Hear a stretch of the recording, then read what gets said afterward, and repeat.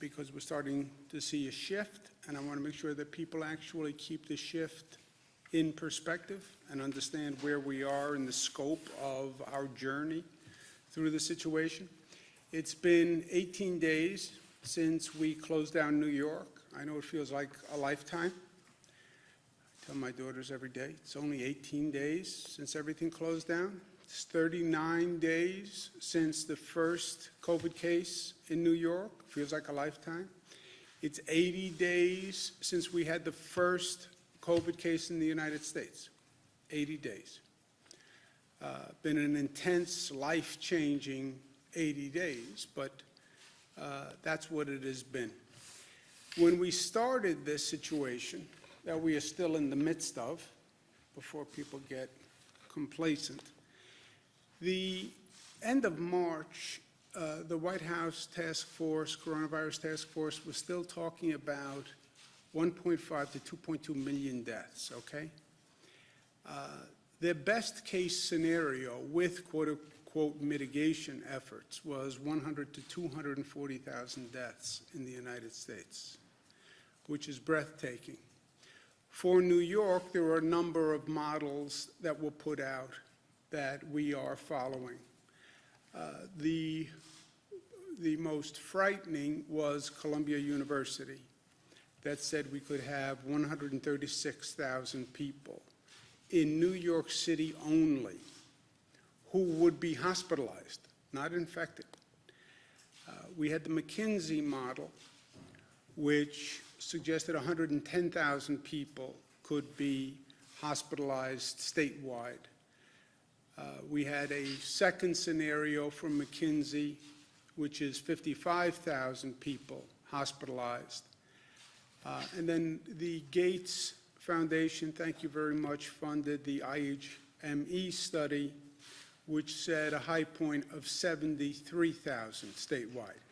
Any of these scenarios are devastating for New York, because remember, we only have a 53,000 bed capacity system statewide, 36,000 beds in New York City. So any of these scenarios are problematic.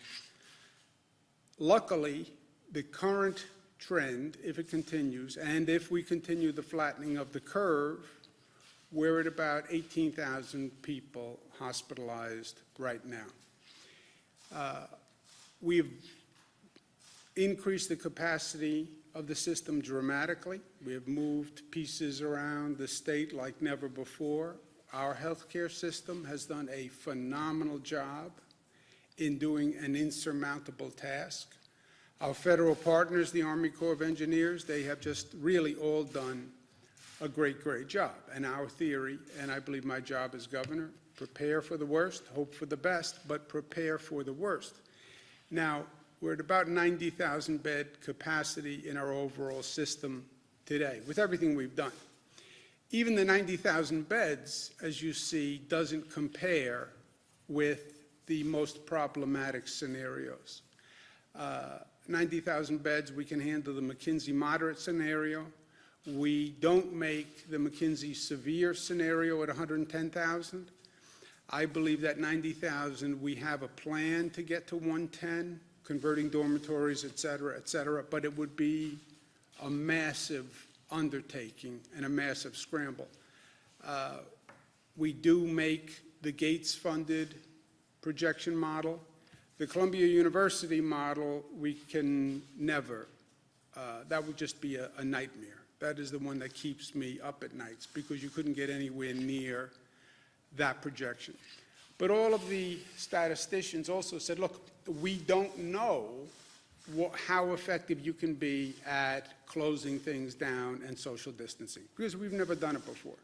But they all said that's the chance to so-called flatten the curve if you actually got people to comply with all these measures. And we have never seen it done before in this country, and we don't know if you can do it. So that is the big if in the equation. And that remains the big if in the equation. you can flatten the curve. We are flattening the curve by what we're doing, and we're flattening the curve so far. We should all be concerned, especially New Yorkers. Well, we're flattening the curve. That's good news. It is good news. Well, now I can relax. No, you can't relax. The flattening of the curve last night happened because of what we did yesterday and the day before and the day before that. This is all a direct consequence to our actions. If we stop acting the way we're acting, you will see those numbers go up. And I show the projection models because we can't handle the worst case scenarios. We can't even handle the moderate case scenarios with all we've done. So it is essential that we keep that curve flattened because we don't have an option of handling the curve if it goes higher. The additional good news is the hospitalization rate does suggest that it's coming down, and we are flattening the curve. We had 200 net increase in hospitalizations, which you can see is the lowest number we've had since this nightmare started, actually. Change in ICU admissions is the lowest number we've had since March 19th or so. So all of this data suggests that we are flattening the curve so far, and the numbers are coming down so far. Number of intubations is down. 3-day average on intubations is down. So far, our efforts are working. They're working better than anyone projected they would work. That's because people are complying with them. You know, there are always two questions. Can you enact these policies? And then can you enact the policies in a way that people will follow? You know, we can enact a policy and people thumb their nose to it and continue doing what they're doing. So there has to be a social acceptance and adherence to the policy. And New Yorkers are doing that. They're acting responsibly and diligently, and we are saving lives by what people are doing today. Our expression has been New York tough because every day is tough on many, many levels. I get it. But every day that we are New York tough, we are actually saving lives. And don't underestimate this virus. I think that is a mistake we made from day one. We as the collective we as the global community. This virus is very, very good at what it does. We lost more lives yesterday than we have to date.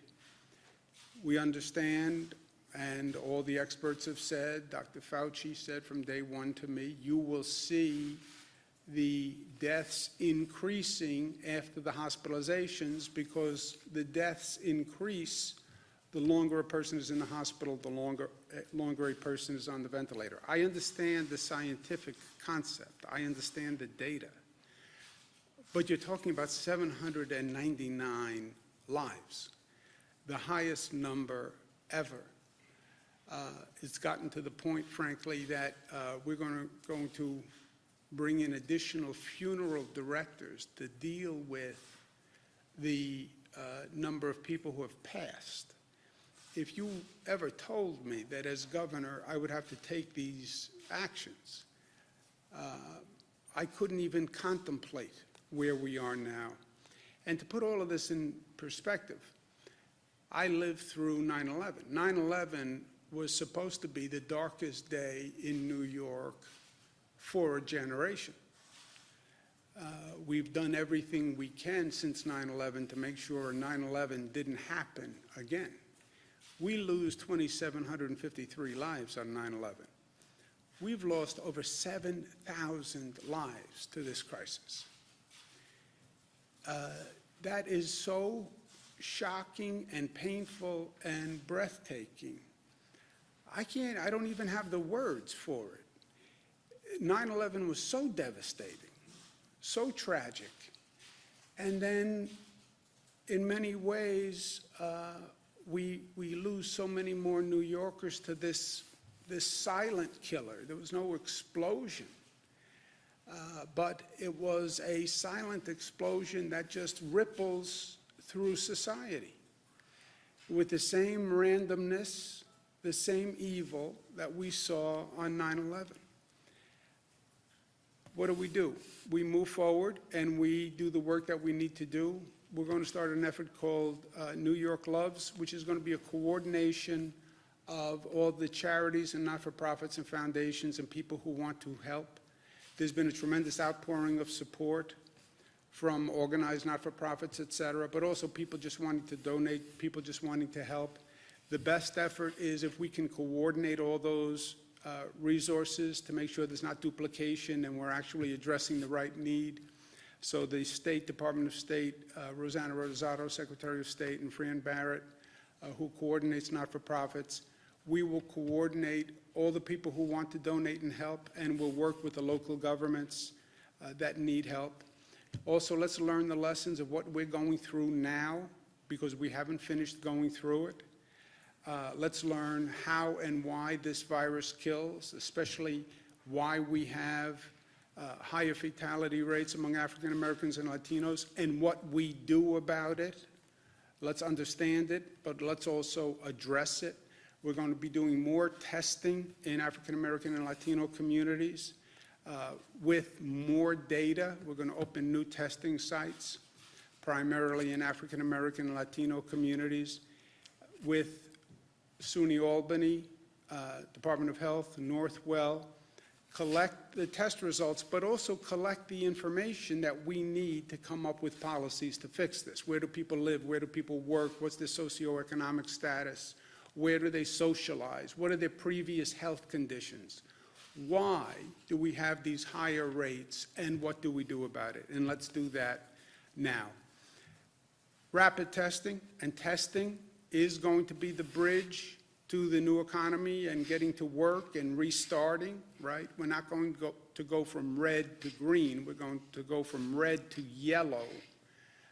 Yellow is let the people who can go back to work start going back to work. Well, how do you know who can go back to work? Test them. You have rapid testing capacity. We have to bring it to scale. We have to bring it to scale quickly. And that's something that the state is working on, as well as the federal government. Let's also find a treatment for this disease. Convalescent plasma, which is plasma from people who were infected, that can be then used to treat people who get infected.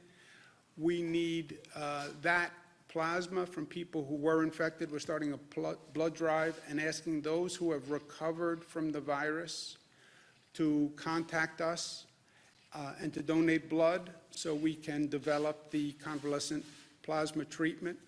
And there's a website on the screen that they can go to help. We also have to be prepared and stay prepared. We have to have the supplies. We have to have the right laws. We have to have the right procedures. Because remember, the 1918 Spanish flu came in 3 waves. We're on the first wave. Everybody is assuming, well, once we get through this, we're done. I wouldn't be so quick to assume that. This virus has been ahead of us from day one. We've underestimated the enemy, and that is always dangerous, my friends. And we should not do that again. There's an article in the LA Times that says the communities that have dealt with this before, like Wuhan, Singapore, are now seeing a second wave of infection. There is a theory that this virus can mutate and change and come back. So this is not, we're in a battle, right? But this is about a war, and we're only on one battle here. Even once we get through this battle, we have to stay prepared for what could come down the road. And we also have to start to repair the immense damage. Before you start talking about restarting the economy, you're going to have to address the damage that is done to society today, which is intense, the economic damage. People who are now living in poverty. I mean, people have been without a check, without a job for weeks. And most people in this state live paycheck to paycheck. And all of a sudden, the paycheck stops. We're doing everything we can on the unemployment benefits and increasing the unemployment benefits, but you have families that are in true economic hardship and are impoverished because of this situation. What do we do with the housing market? Our healthcare system, we have pushed to the max. We have pushed people to the max. We have pushed facilities to the max. We have beds in lobbies, in conference rooms, in hallways. I mean, we did what we had to do to be ready, but we have done a lot of damage in the midst that has to be undone. So that's something that we're working on immediately. And we need the federal government to be responsible, and we need the federal government to pass legislation that helps. We have to stabilize state and local governments across this country.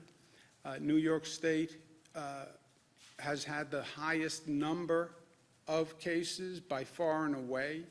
Our costs have been the highest in the country. The past legislation that was enacted, we were told would bring $6 billion to health care. When we did our state budget a couple of weeks ago, we believed what they said, and we thought we were looking at $6 billion in health care funding. Turns out, when we actually read the language, it was about $1.3 billion to the state of New York, which is much different than $5 or $6 billion. And the funding disqualified 1/3 of New York's Medicaid recipients, which nobody said. You know, and to our federal representatives, I spoke to Senator Schumer, I spoke to Senator Gillibrand, this is no time for politics. This is a time to enact the legislation that actually addresses the need. And I was in Washington for 8 years. I get how the political process works in Washington, not here and not now, my friends. We also have a significant mental health issue that comes with what we've done, the isolation, the disorientation. It's a growing problem. We have a growing problem with a number of domestic violence cases. If you need help during this highly stressful period, and I suspect more people need help than acknowledge that they need help, we have a support hotline. We have thousands of people who have volunteered to help, and people should reach out and ask for it. We have to stay ahead of this virus. We're watching Rockland, Nassau, and Suffolk. The numbers have come down in New York City. But you look at the concentric circles around New York City, the natural spread, the natural concentric circles are towards the suburban communities, Westchester, Rockland, Nassau, Suffolk. Westchester, we've had problems already. One of the first hotspots in the nation was New Rochelle in Westchester. Now we're seeing numbers creep up in Rockland, Nassau and Suffolk. The numbers are creeping up, so we're watching those areas next. We sent additional equipment last night. And the overall point is, look, you stay at home and you save a life, period. Stay at home and you save a life. And I know New Yorkers, I'm born and bred. The instinct is, well, this is good news, now I can relax, because by the way, I've been dying to relax and get out of the house and end this Groundhog Day reality. Yeah, you're not out of the woods. And now is not the time to misunderstand what's happening. We have done great things, and we have saved lives because we have followed these policies. The moment you stop following the policies, you will go right back and see that number shoot through the roof. And we are not prepared to handle the highest numbers in those projection models. Whatever we do, you can't take a 50,000 bed system and get it to 136,000 beds. It's an impossibility. And I'm a person who never says no and believes New York can do anything if we try. I'm telling you, we have to keep that curve flat. Today we can say that we have lost many of our brothers and sisters, but we haven't lost anyone because they didn't get the right and best health care that they could. The way I sleep at night is I believe that we didn't lose anyone that we could have saved. And that is the only solace when I look at these numbers and look at this pain that's been created. That has to be true. And that has to continue. And that is a function of what each and every one of us does. So, New York tough, yes, we're tough, but tough means we're smart, we're disciplined, we're unified, and we're loving. And if you don't want to stay home for yourself, stay home for someone you love, right? That's what the stay-at-home campaign is all about. You want to have reckless disregard for your life? It's not about your life. It's about the healthcare worker who will have to treat you in the emergency room. It's about the vulnerable person who you infect, who you could kill by your actions. Sometimes it's not about you, right? It's not about me, it's about we, and that's where we are. Questions? Do we need nursing homes just for COVID patients? I'm sorry? Do we need nursing homes just for COVID patients? No, I don't think we have. We're not planning nursing homes for COVID patients. Governor, millions of people are applying for unemployment nationwide and hundreds of thousands here in New York. We've gotten consistent reports that they can't get through to operators at the New York State Department of Labor. This has been going on for weeks. What sort of assurances can you offer residents that they can get these benefits, particularly in times of economic hardship? Yeah, look, the technology at the Department of Labor, the system just crashed because of the volume, right? It's one of those unanticipated consequences of a situation like this. And again, Jesse, nobody's been here before. We'll learn for the next time, but yeah, you have a government shuts down the private sector economy. You have millions of out of work. The next shoe to drop is going to be millions of people call in for unemployment benefits, crashing the system that handles the unemployment benefits because you've had a 100-fold increase, which is what has happened. We have 1,000 people who are now working on just personnel for that incoming system. Think about that, 1,000 people who are working on processing applications for unemployment benefits. That was like the number we used to get of applicants. Now we have 1,000 people processing applications. We're working with Google to come up with an online mechanism that bypasses any phone certification. The phone certification was important because you want to make sure that people who are applying are also qualified. So we're doing everything we can. The good news is, whenever you sign up, your benefits are going to be retroactive. You will not have received the check. I get that, and that's causing anxiety. But it's not like you're not going to get the same benefit because you didn't get through on Monday and you didn't get through until Thursday. Melissa's been working on the system. You want to give an update? Sure. So just to give everybody a little bit of context, these numbers will come out later today, but last week there were 350,000 unemployment claims in New York. Going back to March 9th, we're at 810,000 unemployment claims. So far, 600,000 of those claims have been successfully processed, so you've got over 200,000 that are still in partial status. What happens is you go online, you fill out the application. If you fill out the application in full, you're done. If you leave any of the fields blank, what's been happening is they tell you call the system. So you call the system to follow up. That's what then caused the crash in volume, and then the system goes down. As the governor said, we've been working with Google. Today, between 5 and 7 p.m., the system is going to go down to reboot. 7 o'clock, the new application goes online. It's streamlined. There are fewer questions. And once you get to the end of that, if you successfully fill it out, it's going to say you're finished with the application process.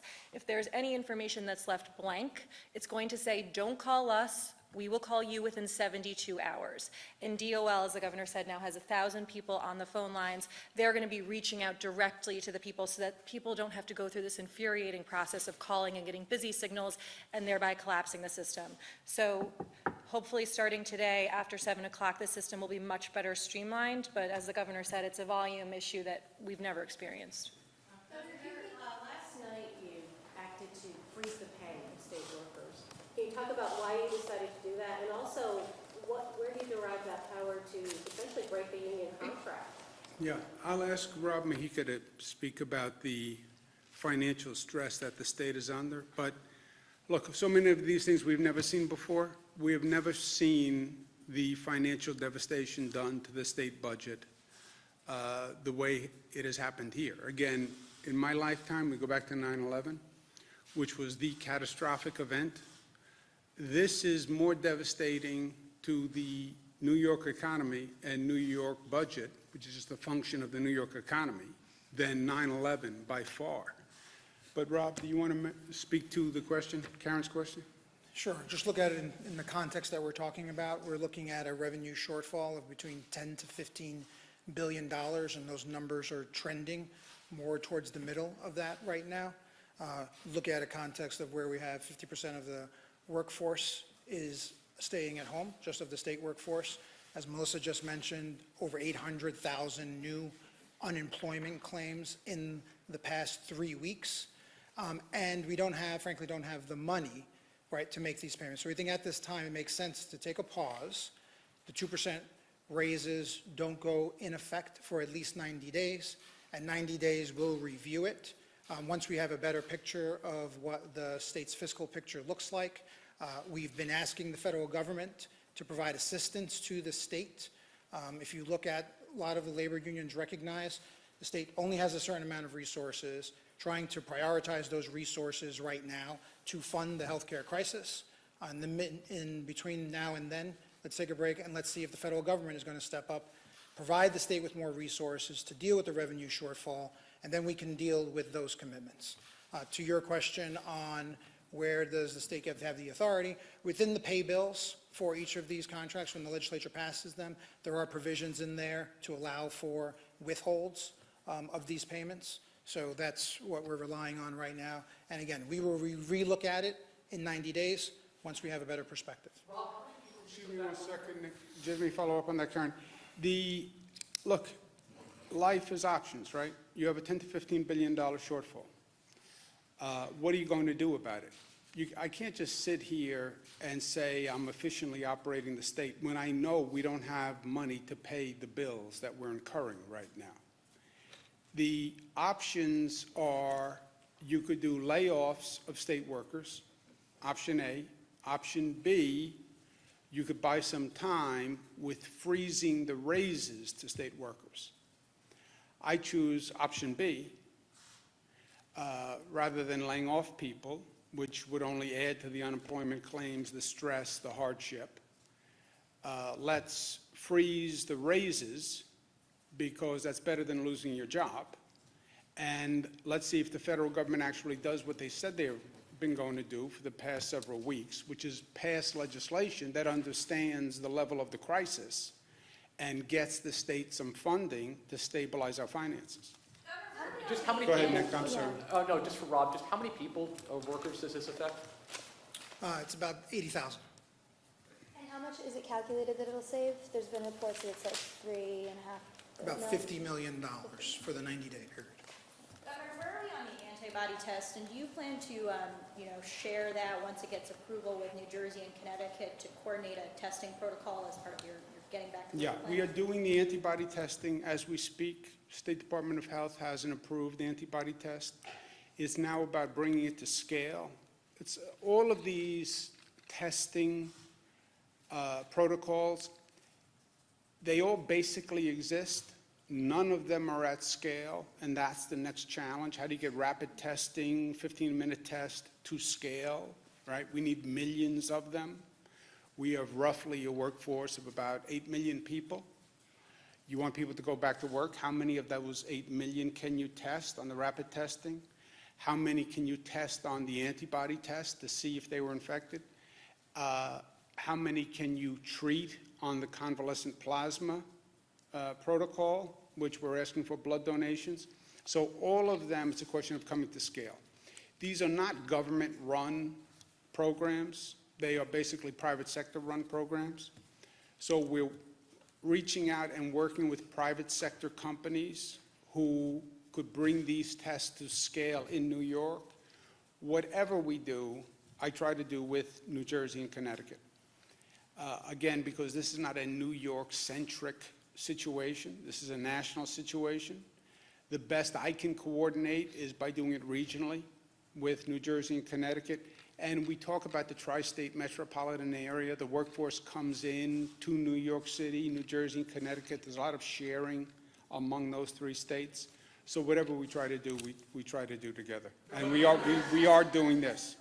Like in terms of. Same like, thing, who same gets thing. I tested? spoke to Governor Lamont and Governor Murphy about it yesterday. Governor, I know we've gotten some contributions from other Hold on, states. one second. Go ahead, I'm sorry? How are the census efforts going with everything going on? Are you confident that New York State will have a complete count, so to speak? I'm not confident that any state would have a complete count in this environment. I mean, just think about it. You're doing a census in the middle of this environment. You're knocking on doors, trying to make contact with people. After everything they hear is, don't make contact with a person who you don't know. So it's an extraordinarily difficult time to be doing the census. And I don't know what we're going to get. But that's not a New York issue, really. That's a national issue. But I think it's highly problematic. Is there any theory as to why there are an increased number of cases on Long Island and in Rockland County? A lot of New York City residents, when this sort of started, fled out east to their second homes. Is that part of the reason why there's an increase? I think if you look at the numbers, forget the second home theory. It's going to be people from Suffolk come into work into New York City. People from Rockland come into work in New York City and have been, it's a suburban community. Parts of Rockland and Suffolk are bedroom communities, so to speak, for New York City. So that's going to far outweigh any second home theory, just in terms of numbers. Nick? I know the state's gotten some support from other states when it comes to ventilators and medical equipment, but is there anything new on that consortium that you had first discussed? Look, when we talk about preparedness, this was, and I don't want to get into a retrospective when you're in the middle of the game, right? Because we're still in the middle of the game. So it's not the time to start to do a retrospective on how the game was played when you're in the middle of the game. Let's just play together. Let's finish the game, and then we'll talk about what could have been done differently or should have been done differently. But, excuse me one second. We're in the middle of the game, and the game is going to go on for a period of time, and there may be another game right after it if any of these rumors about second wave are true, or the Spanish flu, second, third wave. The supplies, the equipment, is a real issue to address.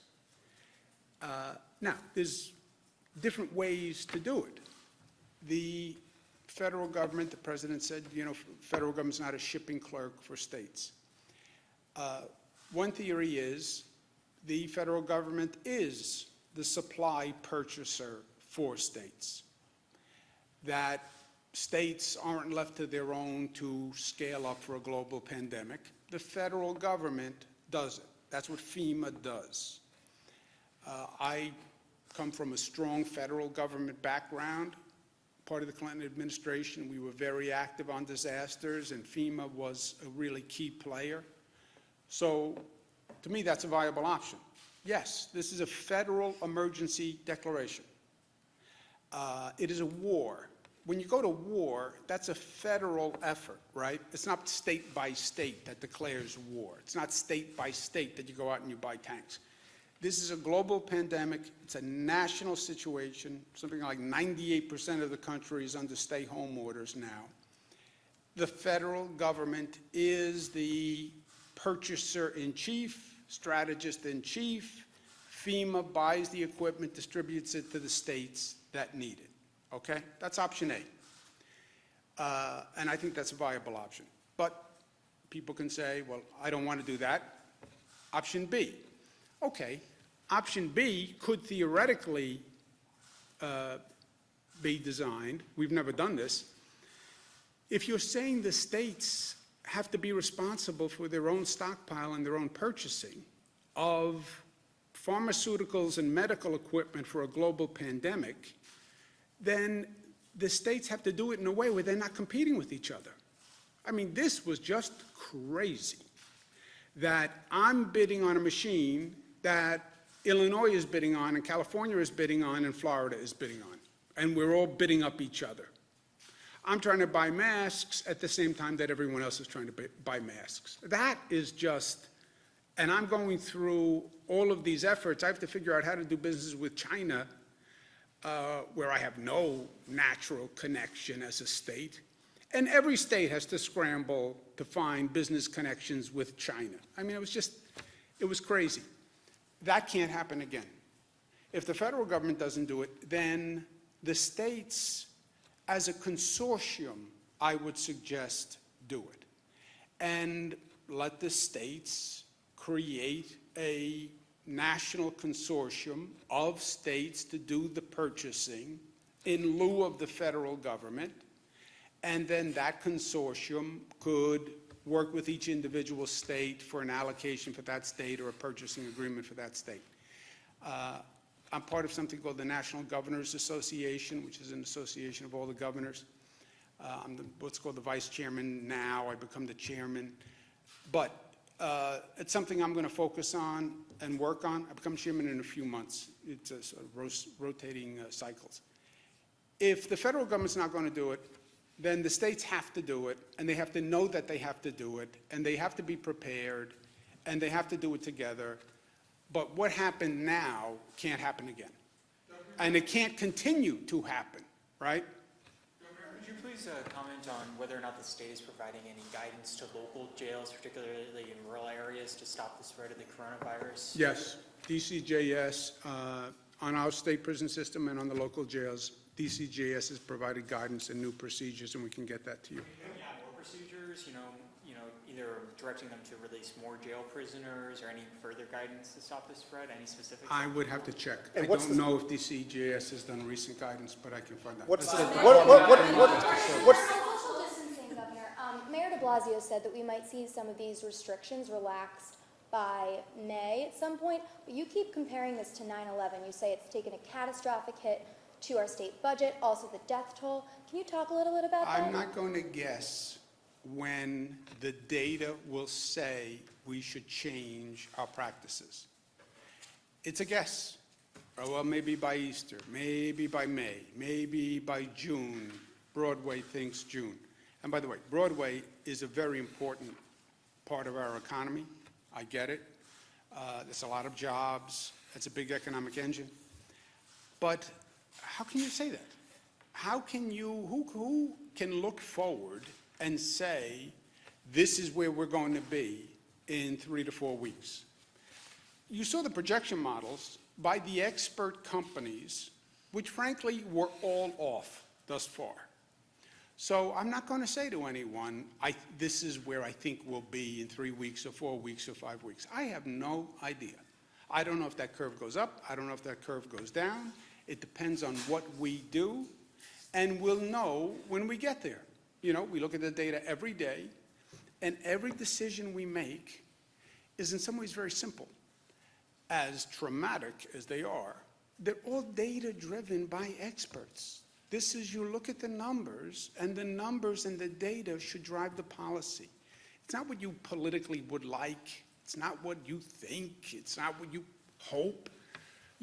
I have my own hopes, but make the decision on the data. And I'm not going to tell you what I think the data says in 5 weeks, because I have no idea, and I've spoken to the smartest people on the planet for the past month about this, and I'm telling you, the smartest person will start by saying, I don't know. And that's, to me, the sign of wisdom in all of this. And how do these economic projections compare to what happened during 9/11? Well, this economy has been shut down tighter. Remember 9/11, in retrospect, 9/11 was catastrophic emotionally and physically and culturally, and it gave us a sense of vulnerability that we never had before. But on the pure numbers for the economy, this has been more devastating because this was a complete shutdown for now over 1 month of everything. And on the numbers, this is much more consequential for the economy than 9/11. Thank you, guys. I'll talk to you tomorrow. I'll talk to you tomorrow. How confident am I of federal responsibility and action? Not that confident. Thank you, guys. I'll talk to you tomorrow.